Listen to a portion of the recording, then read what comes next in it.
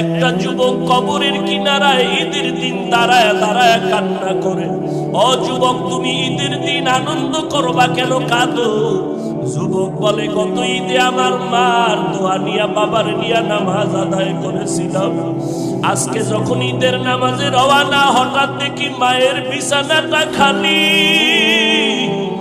যেই মা আমার মাথায় হাত দিয়া দোয়া করে দিত, আজ আমার মা নাই, কে আমার মাথায় হাত বুলায় দোয়া করবে? যেই মা রাতে ঘুমায় না, সন্তানের চিন্তা।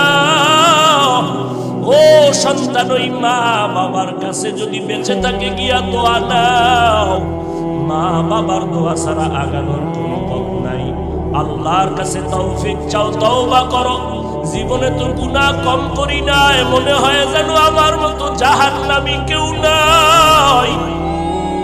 আমার গুনার কারণে আমার হাত না পাক, জিহ্বা না পাক, অন্তর না পাক, চোখ না পাক। এই গুনাহ নিয়ে যদি কবরে যাই, ওই কবরে গেলে 2% মাটির চাপ, ওই কবরে জাহান্নামের আগুন। আল্লাহর নবী বলেন, ওই কবরে যদি 3টা প্রশ্নের জবাব দিতে না পারো, জাহান্নামের আগুন কবর ভরে যাবে। আল্লাহ পাক গায়বী আওয়াজ দিয়া বলবেন, রে কবরের মাটি, গভীর হয় রজনী যখন, নীরবে প্রভুর নাম জপিও তখন। প্রভুর করুণা যদি পাইবারে চাও, গভীর রাতে উঠে প্রভুর গুণগান গাও। গভীর রাতে উঠে প্রভুর গুণগান গাও। এরে নবীর উম্মতের দান, ভালো করে বুঝো। আল্লাহ তাআলা বলেন, আমি ফজরের সময় জমিনের মধ্যে আসি, আমি জোহরের সময় আসি বলেন নাই। আল্লাহ তাআলা বলেন, আমি আসরেও না, মাগরিবেও না, এশায়ও না, এমন একটা টাইম, সেই টাইমে আমি আল্লাহ প্রথম আসমানে হাজির হয়ে যাই। ওই টাইম বড় নীরব, রাতের 3য় অংশ, গভীর রজনী, সবাই ঘুমিয়ে গেল। আসমানের ফেরেশতারা, এ জমিন ঠান্ডা নীরব, নদীর মাছগুলো ঘুমায়, গাছের পাখিগুলো ঘুমায়, জঙ্গলের প্রাণী ঘুমায়, ঘরের সব ঘুমিয়ে আছে। ওই সময় আমি প্রথম আসমানে হাজির। আমার মোহাব্বতের বান্দাগুলোকে ডাকি, ও কয়দিন আর ঘুমাবি রে গোলাম, একটু সজাগ হই, আমি আল্লাহকে একটু ডাক দে। আমি মাওলার মোহাব্বতে একটু আওয়াজ দাও। যেই বান্দাগুলো আজকে মাদকটির ময়দানে আমি মাওলার তালাশে পাগল হইয়া হাজির হয়েছ, ও বান্দা, আমি আল্লাহ তোমাকে খোঁজার জন্য প্রথম আসমানে এসে ডাকলাম। ওই বিছানার থেকে উঠিয়া ওযু বানাইয়া যায় নামাজে হাজির হইয়া একবার আল্লাহ বলিয়া যদি ডাক দাও, আমি আল্লাহ তোর জীবনের সব গুনাহগুলো মাফ করে দিব। কারণ আমি আল্লাহর ছেলে নাই, মেয়ে নাই, আমি আল্লাহর আপন কেউ নাই।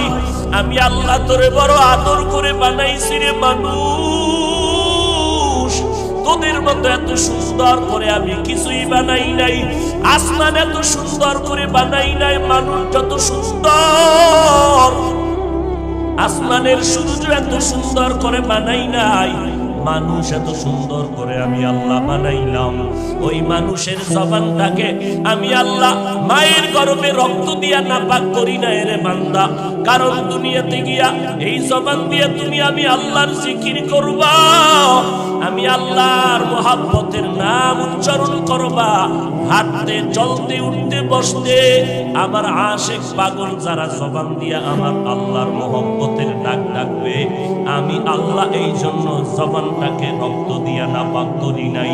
আমি আল্লাহ তাআলা তাকওয়ার মেডিসিন দিয়া দিলাম, ওই তাকওয়া দিয়া জবানটাকে তুমি হেফাজত করো রে বান্দা।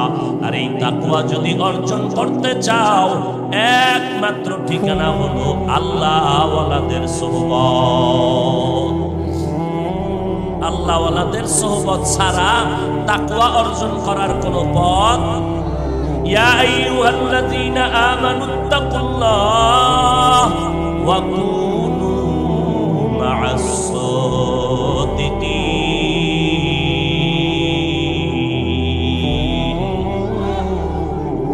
ও নবীর উম্মতেরা, আল্লাহওয়ালাদের সোহবতে যাও, কারণ আল্লাহওয়ালা তো রাতারাতি হয় নাই। জীবনটা আল্লাহর পথে বিলীন করে কত রাত্র ঘুমায় নাই, কত সময় খানা পর্যন্ত খায় নাই। আল্লাহওয়ালাও তোমার আমার মতো চলাফেরা করে, কিন্তু তাদের চলা, তাদের কথা, তাদের চোখের চাহনি আর তোমার আমার চোখের চাহনির ভিতরে অনেক ব্যবধান আছে। তুমিও ঘুমাও, আল্লাহওয়ালারাও ঘুমায়, তবে আল্লাহওয়ালাদের ঘুমে আর তোমার আমার ঘুমে আসমান জমিনের ব্যবধান। আল্লাহওয়ালাদের চোখের নজর আর তোমার আমার চোখের নজর কখনো এক হতে পারে না। এরে নবীর উম্মতের দল, কারণ তাদের চোখের পাওয়ার তাকওয়ার পাওয়ার। এই জন্য নবী হাদিসের মধ্যে বলেন, ইত্তাকু ফিরাসাতাল মুমিন। ও দুনিয়ার উম্মতেরা, আমার আল্লাহর বিশেষ কিছু বান্দা, এদের অন্তরিকতার অন্তর চোখের প্রশস্ত পাওয়ার থেকে তোমরা সাবধান। কারণ আল্লাহওয়ালারা তাকওয়ার দরজা দিয়া যা দেখে বান্দা, তোমার সাধারণ চোখ দিয়া তুমি তা কখনো দেখতে পারবা না। আউলিয়ারা কারে উকবা ইখতিয়ার, জাহেলারা কারে দুনিয়া ইখতিয়ার। মাইলে মোমেন সোয়ে মোমেন মিশাওয়াত, মাইলে কাফের সোয়ে কাফের মিশাওয়াত। সুলতান মাহমুদ গজনবী রহমাতুল্লাহ আলাইহি, তিনি একদিন ওই যুগের তার এলাকার বড় একজন আল্লাহর গোলাম ওলিয়ে কামেল আবুল হাসান খেরকানি রহমাতুল্লাহ আলাইহি, তার দরবারে এসে সুলতান মাহমুদ গজনবী বলেন, হযরত, আমি এই গজনবীর রাষ্ট্র পরিচালনা করি, আমি আপনার কাছে আসছি। আপনি আমার দেশের একজন বড় বুজুর্গ, আপনার কাছে একটা প্রশ্ন হলো, বাইজিদ বুস্তামি তিনি নাকি একজন বড় আল্লাহওয়ালা ছিল। বলে, হ্যাঁ, অনেক বড় আল্লাহওয়ালা। বলে, তার ব্যাপারে কি একটু ধারণা আমাকে দিবেন? আবুল হাসান খেরকানি রহমাতুল্লাহ আলাইহি বলেন, ও সুলতান মাহমুদ, বাইজিদ বুস্তামির কথা তোমাকে কি বলবো। আল্লাহ তাকে এত পাওয়ার আর মারেফতের পাওয়ার আল্লাহ তাকে এই পরিমাণ দান করেছেন, তাকওয়ার পাওয়ার আল্লাহ তাকে এত পরিমাণ দিয়েছেন, কোন বেঈমান যদি বাইজিদ বুস্তামির চেহারার দিকে এক নজর দেখতো, সাথে সাথে কালেমা পড়ে ফেলতো। বাইজিদের চেহারার দিকে বেঈমান নজর দিলেই কালেমা পড়ে ফেলতো। এ পাওয়ার কে দিছেন? এটা কি বান্দার কোন বাহাদুরি? আর এই বাইজিদ এই পাওয়ার কই পাইল? এর পেছনে অবশ্যই কারো না কারো দোয়া লাগবে। আপনারা জানেন, বাইজিদের দোয়া করতে গিয়া তার মা কলিজা ভরে দোয়া করেছিলেন। ওই বাইজিদের মায়ের দোয়ার কারণে আল্লাহ জগতের বড় একজন কুতুবুল আলম বানায় দিয়েছে। একটি গেলাস পানির ফালে বাইজিদের কোলে তুলে হাত তুলে মা বলে, বাইজিদকে ওলি বানাও। হাত তুলে মা বলে, বাইজিদকে ওলি বানাও। মায়ের দোয়া লও হে মুমিন, মায়ের দোয়া লও। মায়ের দোয়া লও হে মুমিন, মায়ের দোয়া লও। বিপদে পড়বে না তুমি যখন যেথায় যাও। মায়ের দোয়া লও হে মুমিন, মায়ের দোয়া লও। যার কারণে বাইজিদেরই নাম ছড়িয়েছে বিশ্বভুবন। ছোট্ট শিশু বাইজিদেরই মতো সবাই হও, ছোট্ট শিশু বাইজিদেরই মতো সবাই হও। মায়ের দোয়া লও হে মুমিন, মায়ের দোয়া লও, মায়ের দোয়া লও হে মুমিন, মায়ের দোয়া লও। বিপদে পড়বে না তুমি যখন যেথায় যাও, মায়ের দোয়া লও হে মুমিন, মায়ের দোয়া লও, মায়ের দোয়া লও হে মুমিন, মায়ের দোয়া লও।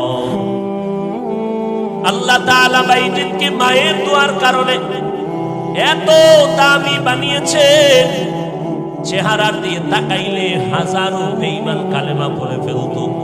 এ নবীর উম্মতের দল, ওই মা বাবার দোয়া ছাড়া আল্লাহর কসম এই চেয়ারের মধ্যে বসে কথা বলার পাওয়ার হতো না যদি মা বাবার চোখের পানি আর দোয়া না থাকতো।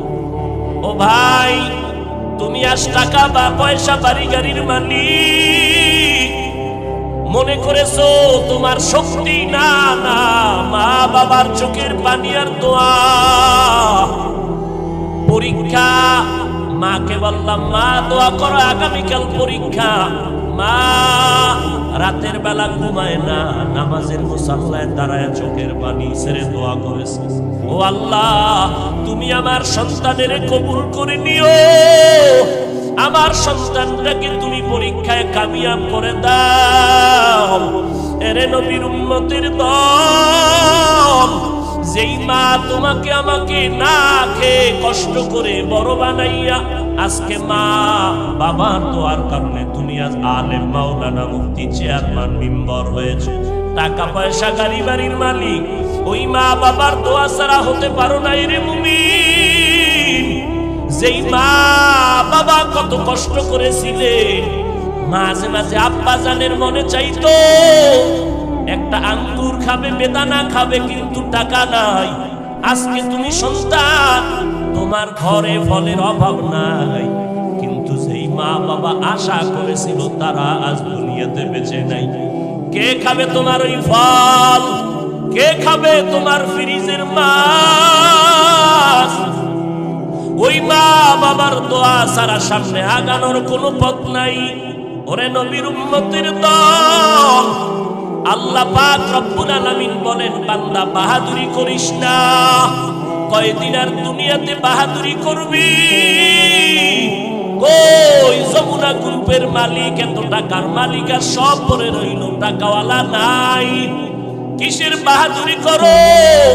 আমাদের ওই নদী পথে বরিশালে রাতের বেলা লঞ্চের ভেতরে আগুন,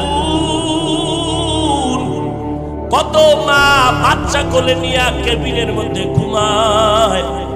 ঘুমের ভেতরে হঠাৎ সজাগ হইয়া দেখে চারপাশে আগুন, কোথাও বের হওয়ার কোনো কায়দা নাই। এক আল্লাহ পাকের বান্দি বাচ্চাটারে কোলে নিয়া স্বামীর হাত ধরে বলে, চলো ছাদে, লঞ্চের ছাদে চলো। ছাদে গিয়া কয়, স্বামী মনে হয় আমি এখন মরে যাব, আমি আর দুনিয়াতে বেঁচে থাকতে চাই না। ও স্বামী আমার, তোমার পা জড়াই আমি হাত ধরিয়া ক্ষমা চেয়ে আমাকে মাফ করে দিও,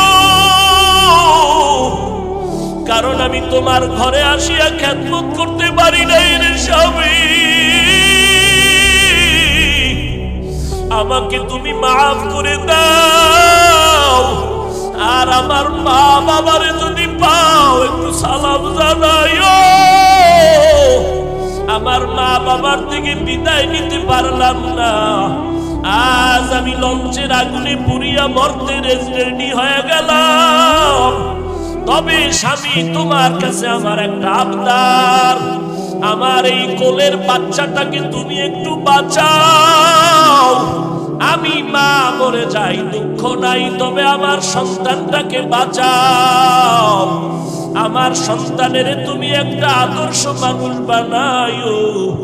যদি আমার সন্তান একদিন মানুষ হয়, আমি মায়ের কবরের খবর যদি পাই, একদিন আমার সন্তান নামাজ পড়বে আর আমি মায়ের জন্য চোখের পানি ছেড়ে দোয়া করবে।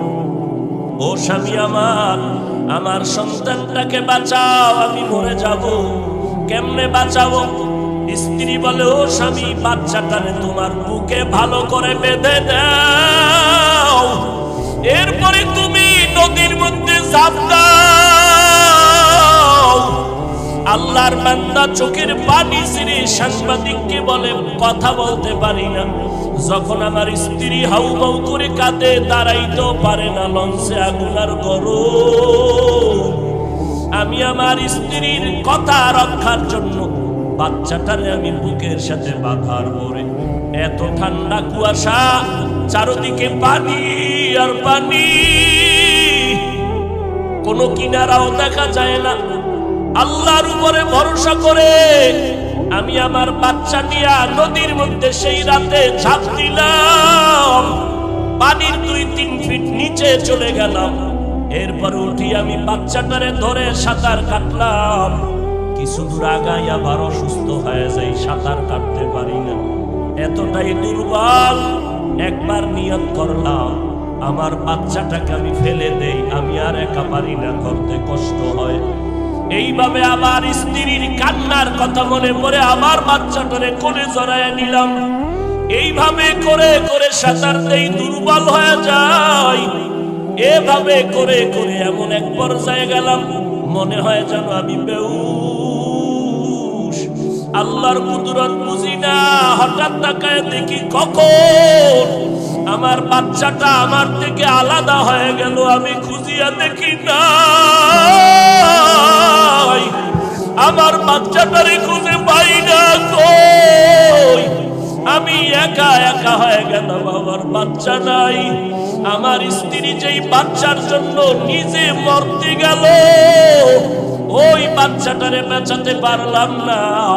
ও মাদকদের মুসলমান, এই ময়দানে যারা আছো, অনেকের মা নাই, বাবাও নাই। ওই অন্ধকার কবর থেকে দোয়ার অপেক্ষা আছে রে বাবা, কয়দিন আর বাহাদুরি করবা? ওই মা বাবার কবরে গিয়া সালাম জানাও। আমার মায়ার নবীও বড় ইয়তীম। ও যুবক, ওই মার অন্তরে কষ্ট দিয়া আগাইতে পারবি না রে যুবক। পায়ে হাত রেখে বলি, মা বাবার দোয়া নিয়ে চল। একটা যুবক কবরের কিনারায় ঈদের দিন দাঁড়ায় দাঁড়ায় কান্না করে। ও যুবক, তুমি ঈদের দিন আনন্দ করবা কেন, কাঁদো? যুবক বলে, গত ঈদে আমার মার দোয়া নিয়া বাবার নিয়া নামাজ আদায় করেছিলাম। আজকে যখন ঈদের নামাজে রওয়ানা, হঠাৎ দেখি মায়ের বিছানাটা খালি। যেই মা আমার মাথায় হাত দিয়া দোয়া করে দিত, আজ আমার মা নাই, কে আমার মাথায় হাত বুলায় দোয়া করবে? যেই মা রাতে ঘুমায় না, সন্তানের চিন্তা। ও সন্তান, ওই মা বাবার কাছে যদি বেঁচে থাকে গিয়া দোয়া নাও। মা বাবার দোয়া ছাড়া আগানোর কোনো পথ নাই। আল্লাহর কাছে তৌফিক চাও, তওবা করো। জীবনে তো গুনাহ কম করি নাই, মনে হয় যেন আমার মতো জাহান্নামী কেউ নাই। আমার গুনার কারণে আমার হাত না পাক, জিহ্বা না পাক, অন্তর না পাক, চোখ না পাক। এই গুনাহ নিয়ে যদি কবরে যাই, ওই কবরে গেলে 2 পার্শ্বের মাটির চাপ, ওই কবরে জাহান্নামের আগুন। আল্লাহর নবী বলেন, ওই কবরে যদি 3টা প্রশ্নের জবাব দিতে না পারো, জাহান্নামের আগুন কবর ভরে যাবে। আল্লাহ পাক গায়বী আওয়াজ দিয়া বলবেন, রে কবরের মাটি, এই গুনাহগার নাফরমানকে জোরে জোরে চাপ দাও।